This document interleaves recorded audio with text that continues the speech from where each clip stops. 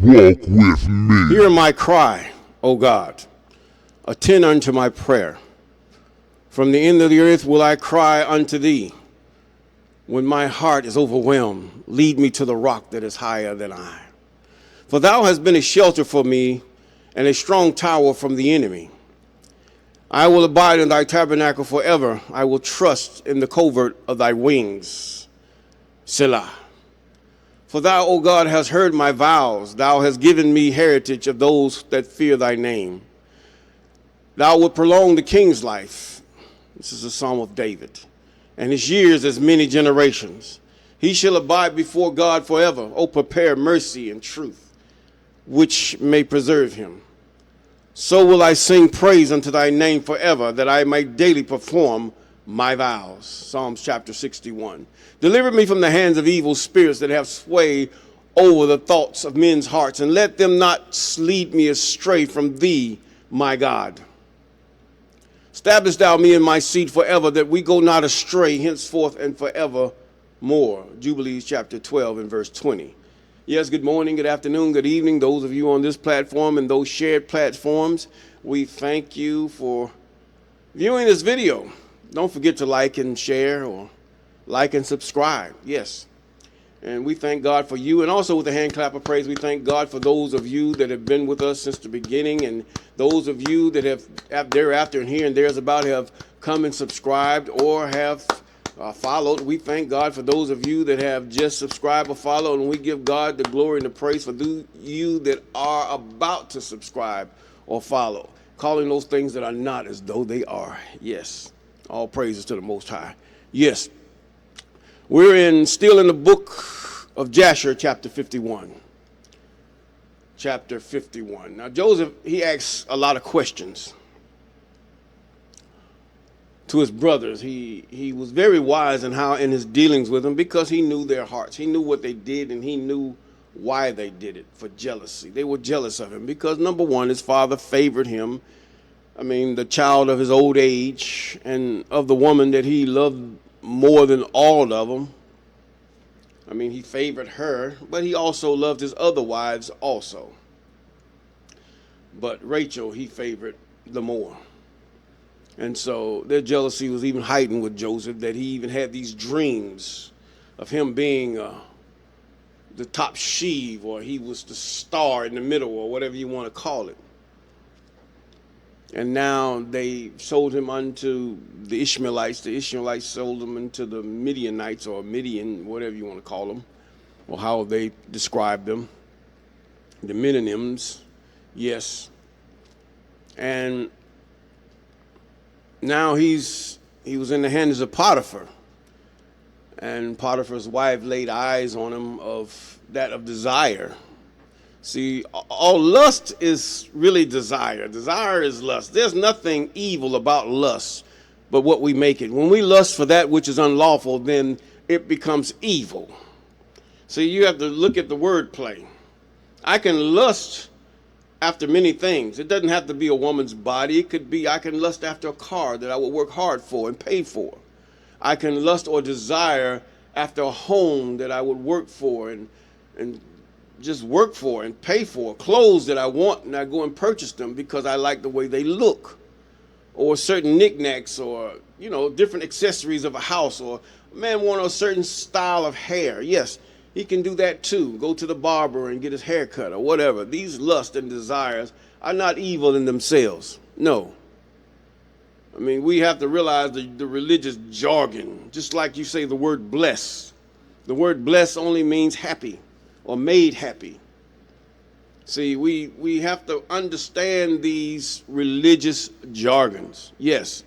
And understand you can live your life just as normal. God is in the dance. I mean, you don't go shaking and showing everything you got, but you can dance. People dance and they're good at it. And some women make themselves up and look very good. That's what she's for, to draw her mate. But hopefully by her actions and her ways, she draw the right mate. And that she cover herself to the point where she doesn't tempt the man, so to speak, because man is weak for the woman, and she knows this. Adam had proved this even in the temptations that he suffered, even the falling with Eve. It wasn't Eve who caused everything to go haywire. It was Adam, by him following her. Now God says, you're in charge of the woman now, man. Do what you're going to do. Don't let her rule you. Because if she rule you, she's going to take you on and lead you out. Even as so, it's said that even in the time, those that lead you are as women. Women lead you. They lead you like women with all this liberalism and, should I say, estrogen and children oppress you because you're not taking authority, man. That's what that is in your home. We're in the book of Jasher. I don't care about how you get mad or lip poke out or whatever. You might as well just go and just keep scrolling. I mean, I'm not here for your likes and views. If those who receive it are those who receive it. Those who do not, keep scrolling. Doesn't matter to me. This is God's thing. It's not mine. God lets it reach because there are only going to be a remnant to be redeemed out of the children of men. Only a remnant out of many. It's going to be few. And they're going to destroy this world system, this world's way, and grind it to powder. It will be no more. Now, we're in the book of Jasher chapter 51. We've just read Psalms chapter 61, and we've read from the book of Jubilees chapter 12 and verse 20. Now, verse 47, 51st chapter of Jasher. Jasher chapter 51, verse 47. And after Joseph told them to go back and bring me proof of who you are, go get my brother, and that your word is true, then I will let Simeon go, or whatever this is. And so in verse 47, and they all answered and said, according as our Lord speaketh, or our king, or our leader, or he who's in charge, however they would say this. This is in Old English. This is that stuff. You start reading, looking at Kings of Thrones and all this thing, and you would think it is a certain people that are the people here of the book, but that is not so. This is in another language, another mannerism of people, but it's translated to help those back in that day during the time this Bible was being written to understand. And according as you speak, so we will do. And they bowed down to him because he's in great authority next to the Pharaoh. I mean, this is the most powerful people on the face of the earth, kingdom on the face of the earth at that time. And verse 48, and every man lifted his corn upon his ass, and they went out to the land of Canaan, to their father. And they came in to the inn, and Levi spread his sack to give provender to his ass. And when he saw, and behold, his money in full weight was still in his sack, and the man was greatly afraid. And he said unto his brother, my money is still restored, and lo, it is even in my sack. And the men were greatly afraid. And they said, what is this that God has done unto us?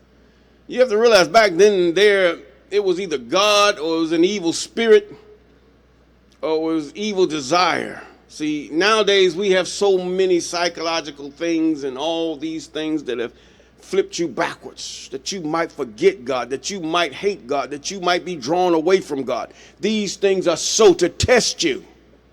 Yes, even the religions of Egypt and the past religions before they had in Africa and all Asia and Americas, all these things, you ask yourself, why did God bring the colonizer? Why did God allow the nations of dark colors to be subdued? Why? Why doesn't God answer our prayers today? Why? You forgot God. Your parents didn't teach you about God. No, it's not Christian. If it was Christianity, it wouldn't even be a problem. But you forgot his statutes, commandments, ordinances, and law. And those things to you are, but should I say, they're far-fetched to you.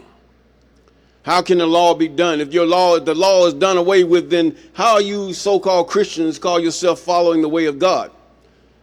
Jesus he didn't give according to their narrative of this Jesus, which they say is a transliteration.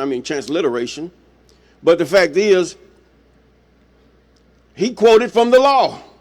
Then they put in there where they said that this prophet said that it was said of them of old. Said of them of old by who? By what? Why is it said of them of old? Why are you even questioning God? You took God and you took an authority over him. But let us continue. What have God done to us? You're under a test. Many of you will fail. That's why it will be a small remnant of the children of Jacob that will destroy this world system. Period. From its idolatry to its ancient America's religion to this ancient African religions and this ancient paganism that sheds its evil darkness all over the world. Yes, you can say God is evil, but God has tested the whole world and found the whole world wicked and wanting. You will never win over God. Time is nothing. You have just grown impatient. For even it is said, in patience possess you your souls. Even so, Daniel said, he that cometh to a certain day, the same is going to be delivered. So what are you doing? Oh, but this Baal and this here, God doesn't work by those things. He only works by those things because of your unbelief. Trying to get you to believe that there is only one creator, one spirit, one Father. Those who are like him he calls sons, which are the angels. And then the lesser are called men. Spirits and finite bodies. You're trying to break out, but you can't. Only way you can break out of being human or in this flesh is death. Either you're going to overcome it or you're going to fall under it. In other words, what I mean is that you're going to fall under the lust and desires of the flesh. And he's allowed us provisions. A man can marry more than one wife. He can have concubines and all those things. Yes, that's according to the scriptures. A woman can have one husband and be in a community as her nature calls her to be. Now, to do anything other than that out of marriage is abomination. It's sin. It's against the law of the Most High. And it's written. God doesn't tell you anything that he hasn't informed you of. Throughout history, God has informed all mankind of what he requires of him verbally and with great definition. But we chose to make our own definitions. Then we says, is God's ways not right? And he says, are your way not right? You can't make this up. Excuse me. And verse 50, and they all said, and where is the I am's kindness with our fathers, with Abraham, Isaac, and Jacob? This is what that word is. And the I am has this day delivered us into the hands of the king of Egypt to contrive against us. In other words, they did not understand what happened here, so they accused God, the same as many of you. You accuse God. Why are we still under the colonizer? Why are we still darkened in our mind? Why? Because you don't see nothing. God he's wearied with you. If you're going to be righteous, be righteous. If you're going to be wicked. But be assured of this, your sin will find you out. Yes, it will. It will either destroy you in this life, or if he allows you to live out your life expectancy, then it will definitely, the eternity is not yours. Because you decided after all this time God gives you to live, you decided, well, still there is no God. We're not worried about the heathen. God has designed, he caused them to come to be for a reason. And you have to call a buck a buck. Now, they have walked out of their, should I say, their parameters. But this thing is about to change. As we can see, it takes time. And God's going to get everything in order. The angels are moving. Everything is moving. Spirits are all in the world. People are saying things that are so far-fetched when it comes to the things of the Most High. It's pathetic. Sometimes in some of these comments, I just say, shaking my head. SMH. Because you have said something foolish and never have read those things which are pertaining to the Most High, and you question him. Then you try to find fault with him. But the fault is in you and in those who would translate his word to try to deceive you. But you have to look through all that. So now, let us continue. This time we're going to carry it on through. And Reuben said unto them, well, let's go on to 53, verse 53. And they tarried overnight in that place, and they rose up early in the morning and laded their asses with their corn, and they led them and went on and came to their father's house in the land of Canaan. And Jacob and his household went out to meet his sons, and Jacob saw and beheld their brother Simeon was not with them. And Jacob said unto his sons, where is your brother? Jacob loved his sons. I mean, he favored Joseph and his Benoni, because there was no J then. His name is Benoni. So you can't call him Benjamin. The same thing with O'Shea, and then they called him Joshua. Where in the world did you get that from? And now they try to say this Isus is Joshua too, or Yeshua. Give me a break. I mean, it's right there in the book, in Deuteronomy. Right there, O'Shea. But Moses called him Joshua. No, the Pope or whoever translated the Bible was told to call him Joshua. Because the J had just been introduced and they changed it. Simeon was not with him. We're going to delve into chapter 52 just a little bit. And they entered their house, and every man opened his sack, and they saw, behold, every man's bundle of money was there, at which they had and their father were greatly terrified. And Jacob said unto them, what is this that you have done to me? I sent your brother Joseph to inquire after your welfare, and you said unto me, a wild beast did devour him. Okay. Strike one. Simeon went out with you to buy food, and you say the king of Egypt have confined him in prison, and you wish to take Benjamin to cause his death also. Strike two. And bring down my gray hairs. Yeah, gray hairs. But his hairs are much older than mine at this point in time. And he said, with sorrow to the grave on account of Benoni and his brother Joseph. And now, therefore, my son shall not go down with you, for his brother is dead and he is left alone.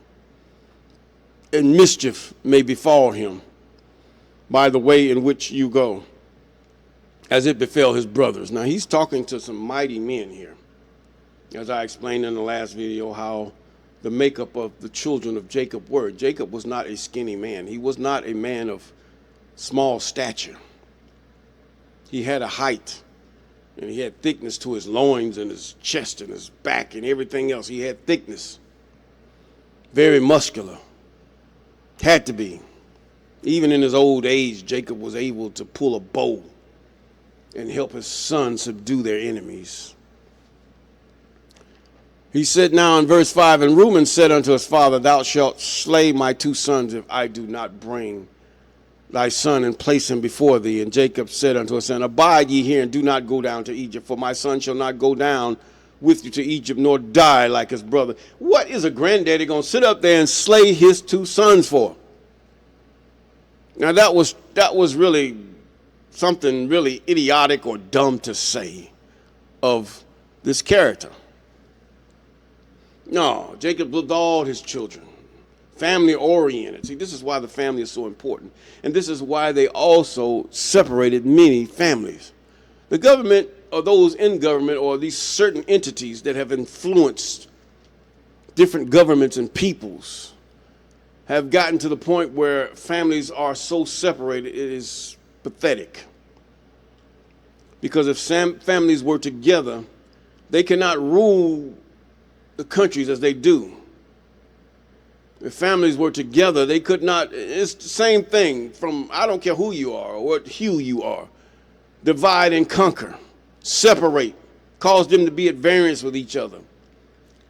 Also, is it not written, not only in the Lynchman's book, but also in the rules of war and all other types of books where if you want to be one in authority, what do you do to make yourself not be a target of those you are trying to rule? You have to create a difference of opinion. Yes, a difference. You got to realize in the days before, there was no one known as African or this or that. They were known by their tribes or by their fathers or by their nations or whoever they came. There was no colors there. Now, the only one really saw the darkness of one thing was Miriam. She saw the darkness of the Ethiopian woman that Moses had married, and she began to complain. And God made her, even though she was not too far of a hue from her, God made her white as snow and say, look at here, don't you dare do this against me. And they learned their lesson that day. Now, and Judah said unto him, refrain ye from him until the corn is finished, and we will then say, take down your brother, when he find his own life and the life of his household in danger from famine. So they understand, they tested the old man. And in those days the famine was sore throughout the land, and all the people of the earth went and came to Egypt to buy food, for the famine prevailed greatly amongst them. And the sons of Jacob remained in Canaan a year and 2 months until their corn was finished. Now this corn not only was for them, this corn for their animals and different other things that they would add with it to keep them healthy, that they might have food to eat, that their animals might not die either. In verse 8, and it came to pass after their corn was finished, the whole household of Jacob was pinched with hunger. And all the infants and sons of Jacob came together, and they approached Jacob, and they all surrounded him and said unto him, give us bread, wherefore we all perish through hunger in thy presence. And Jacob heard the words of his son's children. Now, he loved his grandchildren now. And he wept in great weeping and his pity, but they all honored the king, their king. You become a family. See, they don't want you to have a kingdom. They don't want you to have a family. They're trying everything in the book, from manipulating your mind to walk out of your gender, to manipulating your mind to not even have, if those of you that can afford and have multiple wives, or should I say a number of wives, not over excessing it as the commandment gives us, and those women that will consent to such a thing, mind you, to keep you from that the children of the widow might have a father, or the children of one who is incarcerated might have a father, if he's incarcerated for life and not going to see the light of day. And those widows, those that whose father just have walked out from them for some other reason, and there is no way he's coming back, or a brother that have died, or whatever, to that effect. This is the reason. Children, family.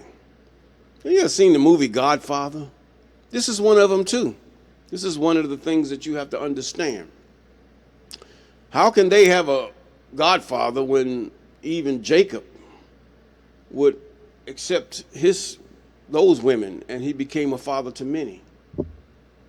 See, a man has to see himself in a different light. You can't see yourself as your mom sees you or your girlfriend or your wife. You have to see yourself in a different light. You call yourself a king, for so you can be in your own setting, in your own definition. It's called you have to raise children after your own type and kind, as he did. He raised his children. He raised the children of his concubines, his wives. He raised them to be like him. He reproduced himself in faith and honor toward the Most High. Come on, we got to call this thing a book now. See yourself in the light of the Most High and what he has also called men to be. And woman, humble yourself in the light of the Most High and be what God have called you to be, for your predecessor have called something that she really didn't know the depth of its importance. And man, you cannot be. You wonder why Revelation, them that have been defiled with women. It's not saying you're not going to get married or nothing like that. Being defiled with women. Think about it. I'm going to ask you some questions to make your own thing. Being defiled with women. Have you been raised by or a father that not been home and you're mostly raised by your mother and you took it on the way of your mother? Whether it's by walking out of your gender or your mannerisms and your fears and doubts, being feminine in what you do. It's not about cooking or sewing or nothing like that. Men have done this for years. I'm talking about your mannerisms and how you deal with life, not as a king, but as a queen. Come on here. You have to get training. You have to go among your uncles, military, but now the military has even delved into this thing too. Well, they use mostly technology because the men are mostly not what they should be, except for the specialty forces. That's it. But with all this, he cried. And then and his pity was roused. I'm in verse 9. For them. And Jacob called unto his sons, and they all came and sat before him. And Jacob said unto them, and have you not seen how your children have been weeping over me this day, saying, give us bread? And there is none. Now therefore return and buy for us a little food. And with that, we're going to bid you shalom, even peace.